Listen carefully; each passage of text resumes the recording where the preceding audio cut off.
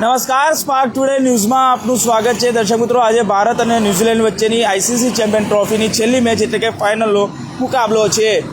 ત્યારે ન્યૂઝીલેન્ડે ટોસ જીતીને પ્રથમ બેટિંગ લીધી છે. ત્યારે વડોદરામાં પણ કેટલાક જે ક્રિકેટ રસિકો છે આજે અત્યારથી જ જે ટીવીની સામે એટલે કે મોટી સ્ક્રીન લગાવી પણ આ આજે મેચ નિહાળી રહ્યા છે.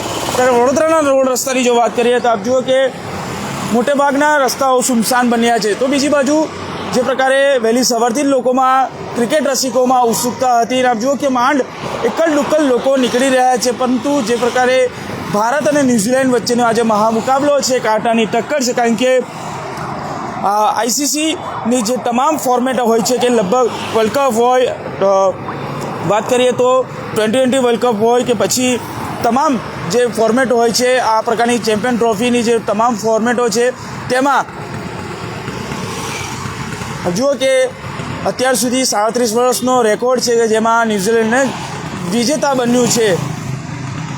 ત્યારે હવે 37 વર્ષનો રેકોર્ડ તોડવા માટે પણ ભારત આજે પ્રબળ દાવેદાર માનવામાં આવી રહી છે. કારણ કે ન્યૂઝીલેન્ડમાં જે પ્રકારે રચિન રવિન્દ્ર, વિલિયમસન, હેનરી સાથે યંગ છે, સેન્ટર છે, તમામ જેવા ખેલાડીઓ છે. તેની સામે રોહિત શર્મા હોય, વિરાટ કોહલી હોય, શ્રેયસ અય્યર હોય, શુભમન ગિલ હોય, અક્ષર પટેલ હોય, વડોદરાના હાર્દિક પંડ્યા, ગુજરાતનો રવિન્દ્ર જાડેજા, આ તમામ જે સાથે મોહમ્મદ શમી, કુલદીપ, તમામ જે ખેલાડીઓ છે તેનું પલડું ભારે લાગી રહ્યું છે. ત્યારે આપ જો કે જે બીજી બાજુ ગ્રાઉન્ડની પણ જો વાત કરીએ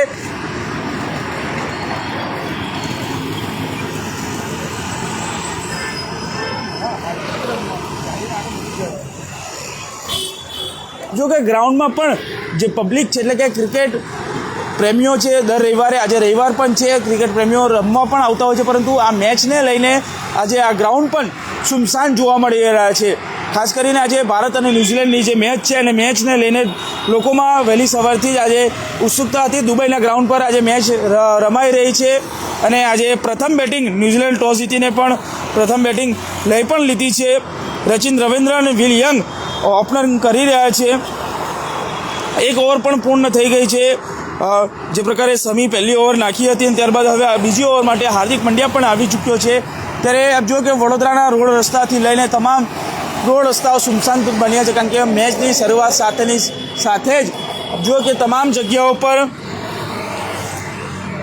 આ રોડ રસ્તા હવે સુમસાન બન્યા છે. કારણ કે 37 વર્ષનો જે રેકોર્ડ તોડવા માટે ભારત દાવેદાર માનવામાં આવે છે. કારણ કે આઈસીસી ચેમ્પિયન ટ્રોફી 2013માં ભારત જેલે જીત્યું હતું. ત્યારબાદ હવે ફરી એક વખત રોહિત એન્ડ કોહલી કંપની પાસે જે પ્રયાસ છે, મોકો છે અને તેને માટે જ આજે અત્યારે જે પ્રકારે ન્યૂઝીલેન્ડ ટોસ જીતીને પ્રથમ બેટિંગ કરી રહ્યું છે.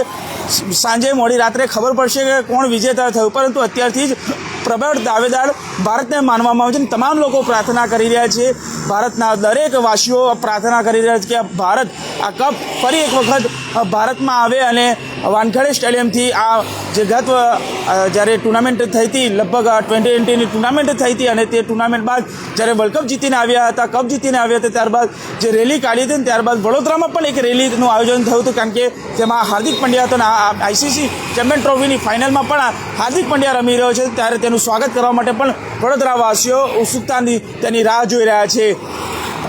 કેમેરામેન નિહાની સાથે Surat Solanki, spark today news, Vadodara.